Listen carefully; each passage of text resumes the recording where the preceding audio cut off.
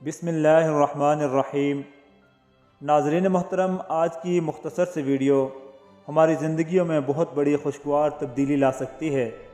آج ہم بات کر رہے ہیں اس مسئلے کے بارے میں جو تقریباً ہر انسان کو درپیش ہے، اور وہ مسئلہ ہے غصہ۔ سامعین محترم، غصے کی حقیقت یہ ہے کہ جب ہم غصہ کر رہے ہوتے ہیں، در حقیقت یہ غصہ اس وقت کا نہیں ہوتا۔ چھوٹی سی بات پہ زیادہ غصہ آنا اس بات کا ثبوت ہے کہ غصہ آپ میں پہلے کا موجود تھا۔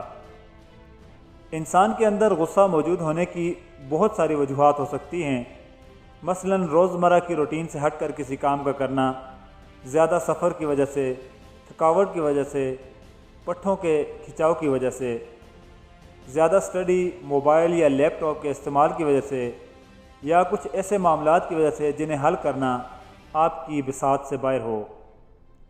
محترم دوستو، زندگی کے ان معاملات سے تو نہیں بچا جا سکتا، لیکن ان چیزوں کو سمجھ کر اور ان سے بہتر طور پر ڈیل کر کے غصے کی وجہ سے آنے والی مصیبتوں سے بچا جا سکتا ہے۔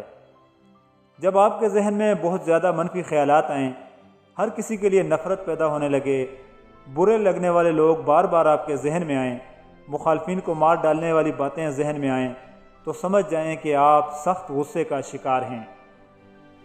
ایسی صورتحال میں کوشش کریں کہ لوگوں سے دور رہیں۔ اگر کسی کے ساتھ لین دین کے معاملات ہوں تو ایسی کیفیت میں ہرگز نہ کریں۔ اگر گھر میں کوئی مسائل چل رہے ہوں تو اس کیفیت میں اس مسئلے پر بات ہرگز نہ کریں،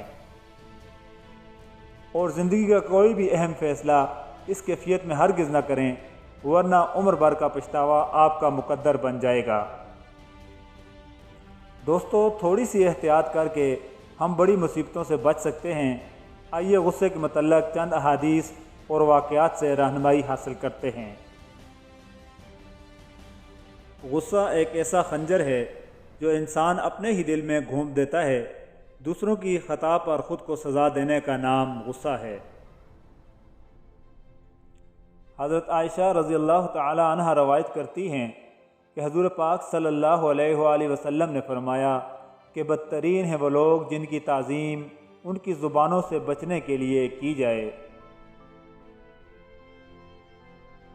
غصہ جب آتا ہے تنہا آتا ہے، لیکن جاتے ہوئے اپنے ساتھ عقل، اخلاق اور خوبصورتی کو بھی لے جاتا ہے۔ ایک شخص غصے کا بہت تیز تھا۔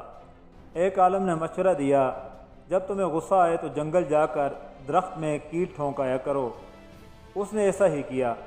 آخر ایک دن اس کا غصہ ختم ہو گیا۔ اس نے عالم کو بتایا۔ عالم نے کہا، اب اس درخت سے کیلیں نکال لو۔ آدمی نے کیلیں نکالیں، لیکن درخت میں سوراخ ہو گئے۔ عالم نے کہا، یہ وہ سوراخ ہیں جو تم نے غصے کی حالت میں لوگوں کے دلوں میں کرتے تھے۔ ایک آدمی نے رسول اللہ صلی اللہ علیہ وآلہ وسلم کی خدمت میں عرض کی کہ مجھے کوئی ایسی نیکی بتا دیں جو مجھے جنت میں داخل کر دے۔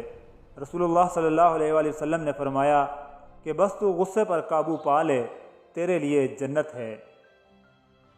حضرت علی رضی اللہ تعالی عنہ کا فرمان علی شان ہے، غلط بات پر غصہ آ جانا شرافت کی نشانی ہے، اور اس غصے پر قابو پا لینا مومن کی نشانی ہے۔